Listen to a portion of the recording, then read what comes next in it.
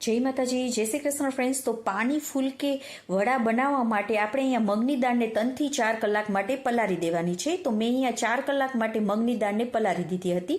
મગની દાળ પલળી જાય એટલે એમાંથી પાણી આપણે બિલકુલ કાઢી નાખવાનું છે અને તેને એક મિક્સર જારમાં લઈ લેશું। સાથે આપણે અહીંયા આદુ, મરચાં અને લસણ નાખી દઈશું। જરૂર મુજબ મીઠું, થોડી હળદર નાખીશું, થોડું આખું જીરું નાખવાનું છે અને થોડી એવી હિંગ નાખીશું। થોડું જ પાણી નાખી અને તેને પીસી લેવાની છે। આ બેટરને આપણે થોડું જાડું રાખવાનું છે જેથી કરીને આપણા વડા એકદમ સરસ એવા પડશે।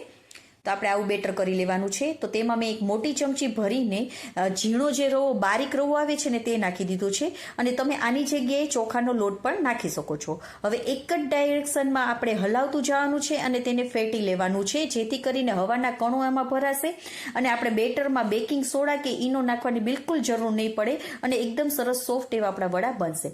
તો જો પાણીમાં તમે આમ નાખશો ને તો ઉપર આ તરવા મળશે, મીન્સ કે આપણું બેટર એકદમ હળવું ફૂલ થઈ ગયું છે। તો હવે તેલને આપણે ગરમ કરી લેવાનું છે। ગેસની ફ્લેમને હવે મીડિયમ કરી લેવાની છે અને જેટલા વડા તમારે સમાય ને એવા નાના નાના આપણે વડા હાથેથી જ આવી રીતે બનાવી લેવાના છે। હવે આપણે વડા ઉપર તળવા માંડે ને પછી 2 થી 3 મિનિટ પછી તેને ચમચી વડે ઉપર નીચે કરતા જશું અને ગોલ્ડન કલર થાય ને ત્યાં સુધી આ વડાને તળી લેવાના છે। તો જો એકદમ સરસ એવા વડા આપણા તૈયાર થઈ ગયા છે। તો તમે આ વડાને ચાની સાથે પણ એમનેમ પણ ખાઈ શકો છો, એકદમ ટેસ્ટી લાગે છે અને ઈનો કે બેકિંગ સોડાનો ઉપયોગ વગર જ એકદમ એવા બહારથી ક્રિસ્પી અને અંદરથી જાળીદાર એવા વડા બનીને તૈયાર થાય છે। હવે આપણે થોડું નવસેકું પાણી ગરમ કરી લેવાનું છે, તેમાં જરૂર મુજબ મીઠું નાખી દેવાનું છે, 1 ચમચી જેટલી ખાંડ અને થોડી આપણે હિંગ નાખીશું। ખાંડ ઓગળે ને ત્યાં સુધી આપણે બધાને મિક્સ કરી લેવાનું છે। હવે તેમાં આપણે જેટલા તમારા વડા સમાય ને તેટલા નાખી દેવાના છે અને 5 થી 7 મિનિટ ઢાંકીને તેને પલળવા રાખી દેવાના છે। જેમ આપણે દહીં વડાની પ્રોસેસ કરીએ ને તેવી રીતે જ કરવાનું છે। હવે આપણે તેની સાથે ખાવા માટેનું પાણી બનાવી લઈએ। તો તેની માટે મેં અહીંયા આપણે દાંડલા સહિત લઈ લેવાની છે, તેને 2 થી 3 વાર મેં ધોઈ લીધી છે। સાથે થોડો ફુદીનાના પાન નાખી દેવાના છે। સાથે મેં અહીંયા આદુ, મરચાં અને લસણ નાખી દીધા છે। આપણે જે ફુદીનાનું પાણી બનાવીએ છીએ ને તે જ રીતે બનાવવાનું છે। જરૂર મુજબ આપણે મીઠું નાખી દેવાનું છે। સાથે 2 ચમચી જેટલો મેં અહીંયા ચાટ મસાલો નાખી દીધો છે। એક અડધી ચમચી જેટલો આપણે સંચળ પાવડર નાખીશું અને એક આખી ચમચી ભરીને શેકેલા જીરાનો પાવડર નાખવાનો છે અને 2 મોટી ચમચી ભરીને મેં આંબલીને પલાળી દીધી હતી તો તેનું પાણી નાખી દેવાનું છે। સાથે એક લીંબુનો રસને એડ કરી દેવાનો છે। તેમાં થોડું પાણી નાખી હવે તેની પેસ્ટ બનાવી લેશું। તેને એક બાઉલમાં કે એક વાસણમાં તેને કાઢી લેવાની છે અને એકાદ ગ્લાસ જેટલું આપણે ઠંડુ પાણી આમાં નાખી દઈશું અને તેને આપણે મિક્સ કરી લેવાનું છે। હવે મેં અહીંયા ઝીણી સમારેલી ડુંગળી નાખી દીધી છે, તેનાથી તેનો ટેસ્ટ બહુ જ સરસ આવે છે।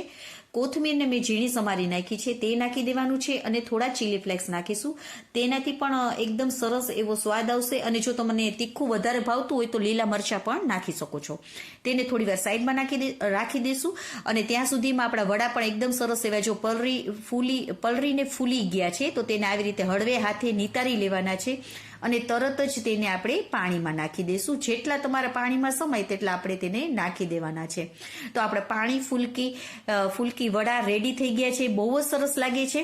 તેમાં તમારે દહીં વડાનો અને પાણીપુરીનો બંનેનો સ્વાદ આવશે। તો તમે પણ એકવાર જરૂરથી ટ્રાય કરજો અને હોળી આવે છે તો તમે દહીં વડાની જગ્યાએ આ વખતે તમે આ બનાવીને જરૂરથી ટ્રાય કરજો, બહુ જ સરસ લાગે છે। વડા પણ તમે પહેલેથી બનાવીને રાખી શકો છો અને આગલે દિવસે તમે આ પાણી બનાવીને બોટલમાં ભરી અને ફ્રીજમાં રાખી શકો છો। એકદમ સરસ એવું આ લાગે છે અને આ વડા તમે એરટાઇટ કન્ટેનરમાં બનાવી અને 1 અઠવાડિયા સુધી ખાઈ પણ શકો છો। અને તમને જો ઈ ન ભાવતું હોય તો તમે દહીં વડા પણ આના બનાવી શકો છો। તો મેં દહીંને ફેટી લીધું હતું અને તેમાં દળેલી ખાંડ નાખી દીધી છે। ઉપરથી આપણે લાલ મરચાંનો પાવડર, કાળા મરીનો ભૂકો અને શેકેલા જીરાનો પાવડર નાખી દેવાનો અને જો તમારી પાસે લીલી ચટણી અને આંબલીની ચટણી હોય તે પણ નાખી શકો છો અને ઉપરથી થોડી ડુંગળીને પણ સ્પ્રિંકલ કરી દીધી છે। તો તમે પણ એકવાર જરૂરથી ટ્રાય કરજો, બધાને ખૂબ જ પસંદ આવશે। તો ઓકે ફ્રેન્ડ્સ, જો તમને મારો વિડીયો ગમ્યો હોય તો લાઇક અને સબસ્ક્રાઇબ કરવાનું ના ભૂલશો। Okay friends, by.